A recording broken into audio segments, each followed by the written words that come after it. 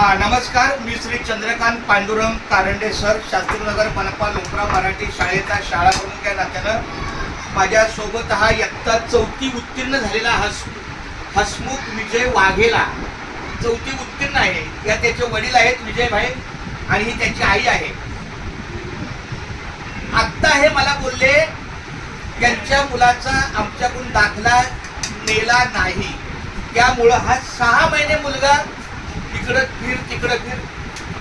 हा माझा शाळा सोडल्याचा दाखला आहे.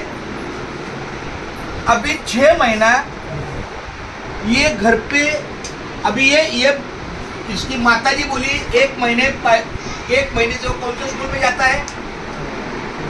कुर्ला में. आप कहाँ रहते हैं? तो कुर्ला में कैसे जाता है?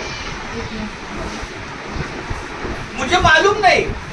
मतलब अगर आपका घर धारावी में है और स्कूल कुर्ला में है तो कैसे जाते हैं?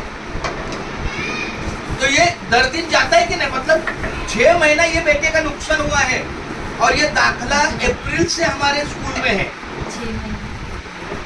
बहुत बड़ा मतलब गलत है ये. बच्चे का भविष्य मतलब 6 महीना इसने क्या किया?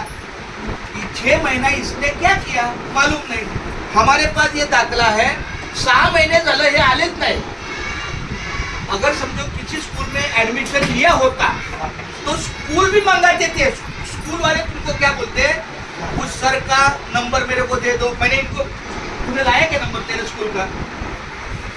तो क्या बोला, सर जी मैं कागज पे लिख के रखता हूँ या मैं मेरे जुबानी है.